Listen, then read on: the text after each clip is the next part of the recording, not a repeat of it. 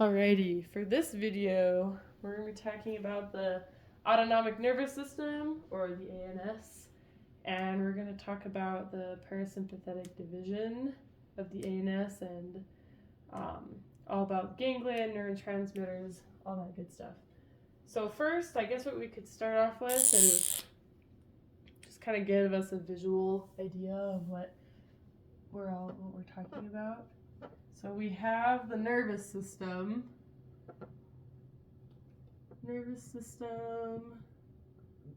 and then this branches off over here into our peripheral nervous system, or the PNS. I have to say that slowly, be careful. And then this branches off into the autonomic nervous system, or what we'll call the ANS. And then we also have the somatic nervous system. Somatic nervous system. And then from the ANS we have over here our parasympathetic nervous system. Parasympathetic. This is a long word. And then this one is our sympathetic.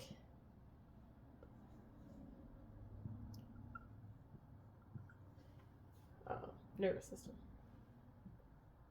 That does not look like an N. Parasympathetic nervous system, and then the sympathetic. The somatic branches off into sensory and motor. Hopefully you can read that. If not, it's just sensory and motor. And then over on this side, all the way over here, we have our central nervous system, or the CNS. And then that just divides into brain and the spinal cord.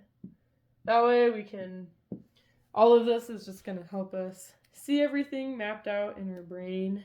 So we know what we're talking about, we know where things are coming from, we just know how it's all divided. Okay, here we have our sympathetic and our parasympathetic just written out. We're going to talk about some of the differences that they have. So the sympathetic is like our fight or flight. Or fright. That's another thing we talked about. Fight, flight, or fright. All of those. And then for parasympathetic is like the rest and digest. Rest and digest. Hopefully you can see that. Okay, yeah, you can see that. So some other characteristics with the, parasympathetic division is, so the rest and digest is that a lot of the times what we'll see with it is that it has different effects. Both of these have different effects on organs. So for the parasympathetic, a lot of times we see a decrease in heart rate and a decrease in blood pressure are kind of some things. And normally these kind of work against each other in a way is kind of how you can think about it. So most secretions, except for some salivary and sweat glands, increase when the PNS is activated. I guess we should make a little thing for the ANS down here, just so we can kind of talk about it a little bit. This marker is not great. So some things with the ANS that we should probably talk about is that its neurons innervate glands. This is a terrible marker. They innervate glands, smooth muscle, I'm just going to abbreviate that, and they also innervates cardiac muscle. And it does not innervate skeletal muscle. No skeletal muscle. That's a pretty important thing that we were told to remember. Skeletal muscle. That's a big no-no. Does not innervate skeletal muscle. It innervates visceral organs. So visceral organs just means unconsciously controlled by the brain. So that could be like your lungs and your heart. I mean, well, mostly heart. That's probably a better example. Your heart. Heart and intestines, I should say. And the ANS mostly just either speeds up or slows down their activity. It doesn't necessarily directly control them, but it kind of affects how quickly or how slowly they work. I accidentally erased my sympathetic and parasympathetic. But now another thing that I forgot to write down before I erased all my stuff was all of the ganglionic stuff. So both parasympathetic and sympathetic have preganglionic and postganglionic neuron. So let's see here. Maybe we'll use green. Yeah, that's terrible. They both have pre and post. Both of them do. And we'll go over that a little bit more, what that means.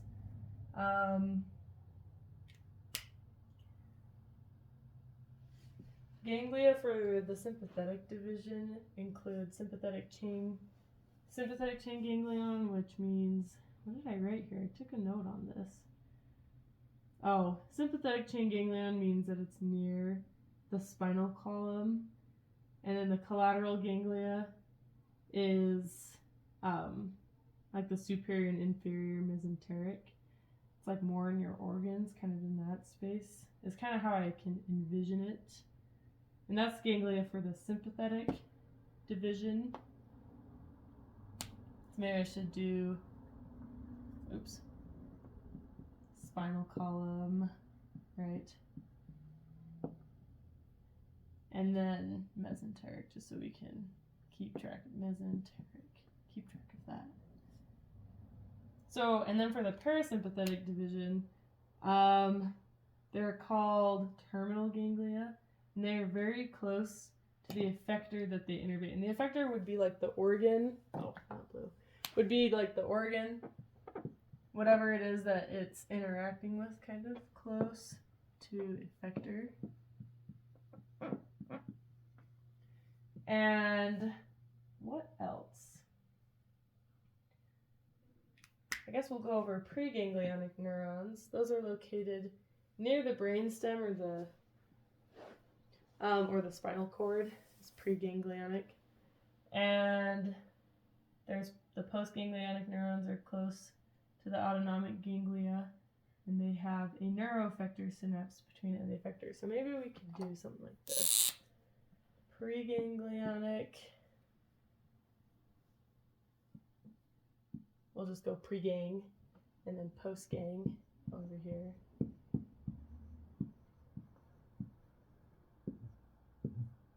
Hopefully that makes sense. Kind of long words. So these are near the brainstem. Yeah, near brainstem. Or the cord. That's not how you spell cord. Near brainstem or the cord. These ones have a neuroeffector.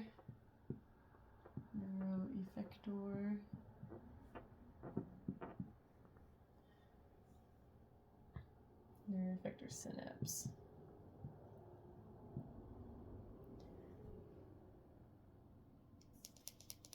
What else do we have to add to this? That might be all I'm going to say about preganglionic and postganglionic. But there's that. Okay, I erased the other stuff because we're going to add some characteristics about the post and preganglionic stuff for the sympathetic and parasympathetic. So for the sympathetic, preganglionic, we're going to do this in red. Preganglionic is usually short or medium in length. And then we'll draw pictures just so that we can visualize this a little bit better. And then postganglionic. Oh, I should also put here that acetylcholine is released. And then for post, for postganglionic, these are medium or long in length.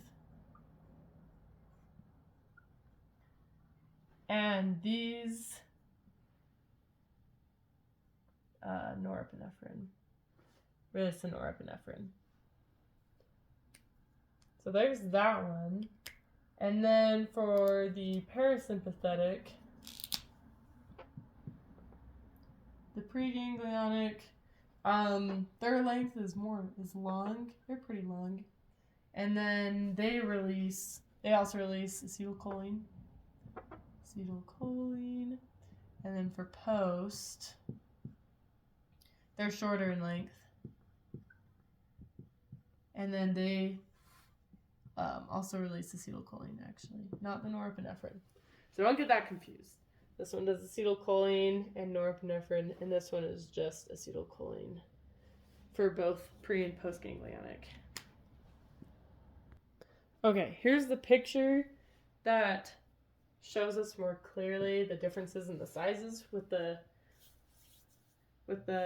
neurons, the preganglionic and postganglionic neurons.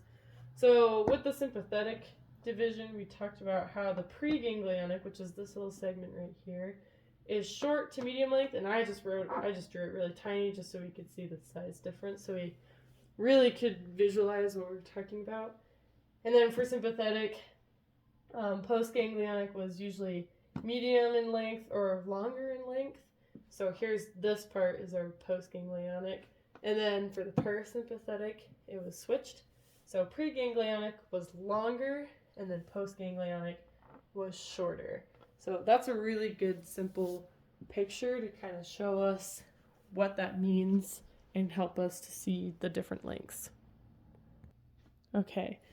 Another thing we're going to talk about is that the preganglionic axons of the sympathetic division are located about T1 to T2 or 3, or kind of both, just depending on the person. And then for the parasympathetic division, the preganglionic neurons, in the parasympathetic division, the preganglionic neurons are from the cranial and sacral area. Cranial and sacral. That does not look like it says sacral, but it does, I promise. I was supposed to say sacral.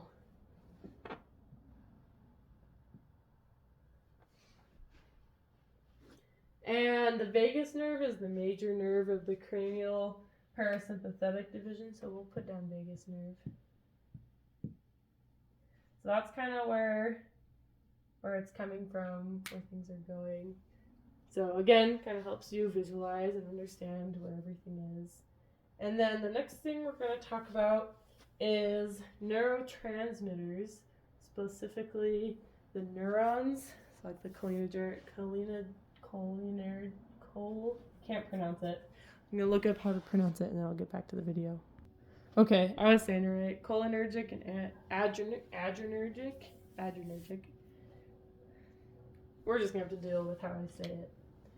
So there are neurotransmitters. Neurotransmitters are chemicals that can go across the synapse or between the neuron and the effector. So like acetylcholine is a neurotransmitter, and so neurons are classified based on what they release. So we have cholinergic neurons. These guys produce and store acetylcholine. Ta-da! And so another thing, the postganglionic and the preganglionic neuron in both the parasympathetic and the sympathetic divisions is cholinergic. So is the postganglionic neuron of the parasympathetic division. Hopefully that made sense, because that didn't sound like it made sense. But that's how it is. And then for the red one, or this one, where was I at? What was I going to say? The postganglionic neuron of the sympathetic division is an adrenergic neuron. Oh gosh, I can't pronounce it. It's gonna make me go crazy. Okay, I can't pronounce it. It's fine. Adrenergic. You might have guessed already. Has to do with adrenaline. So it produces adrenaline.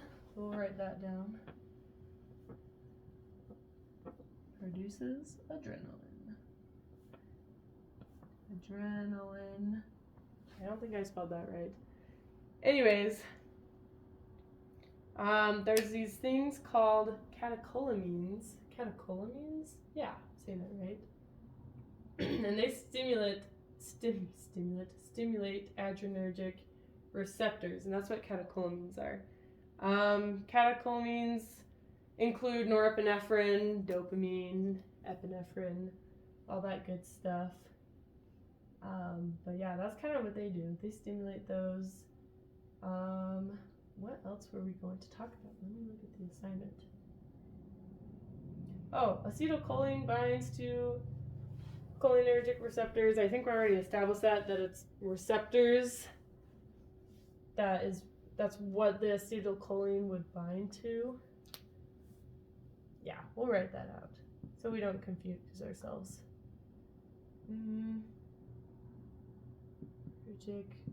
Receptors. Don't get that confused. Same with this one. It's adrenergic receptors is what the adrenaline would bind to. So they have some subtypes. For the cholinergic ones, we have nicotinic, and this, let's see if I can write this out. Muscarinic. Hopefully you can read that. So we have both of those, and then those are organized as they're called N1 and N2 for the nicotinic one. And then for the muscarinic, I don't think I'm saying that right. It's M1 through 5. So there's a whole bunch of those. And these ones can either be stimulatory or inhibitory. And so norepinephrine binds to our adrenergic receptors. And those ones are alpha, I'm going to write it like this, alpha 1 and 2. And then we have beta 1 through 3. Is that right? Yeah, 1 through 3. Beta 1 through 3. And something that's kind of interesting with this is that if it's an odd number, we'll go like this. If it's an odd number, that usually means it's stimulatory. And if it's an even number, that usually means it's inhibitory. So that's kind of nice. It's an easy way to remember those. I think one thing that we kind of forgot to go over was the somatic system from before. The somatic system has one neuron that extends from the central nervous system to skeletal muscle. And from our little graph that we drew earlier, the somatic nervous system has to do with sensory and motor stuff. I don't know if I covered that enough before, but just in case, I'll bring it up now since we're kind of to the end. We've covered pretty much everything, I think, at this point. But that's all the catecholamines. And we went over a ton of parasympathetic and sympathetic stuff, so there's all those things. We talked about all the preganglionic things, talked about where things come from. But yeah, there's that. We talked about, what else did we talk about?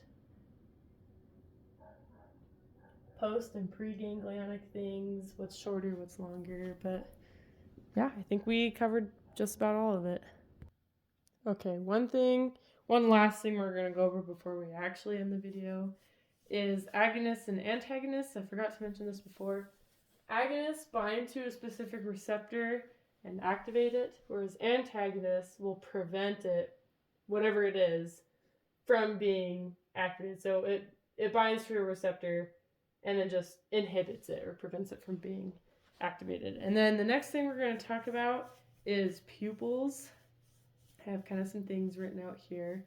And then we're kind of going to use it as an example. We use it a lot in class. We're going to use it as an example of how these different things are being affected and how it causes and how it affects the eye, how it dilates, and what muscles are contracting and what's happening with all of that. So what we've got written out here and what we've got drawn out here, we're just going to say this is an eye. So this outer ring in the blue is our dilator pupillae, and when it contracts, it causes mydriasis, and it has to do with the sympathetic division. And then we have our alpha 1 here, and that's what this blue is. And then the red is our M3, and this is our sphincter pupillae, and it causes meiosis when it contracts. And this has to do with the parasympathetic division. So what will happen when you go to the eye doctor, so that they can look at your retina, they give you some phenylephrine, I think is how you pronounce it. And let's see if I can write this out. Phenylephrine? Yeah, I think that's how you say it. And this is the alpha 1 antagonist. I'm just going to write antagonist. And they also have atropine.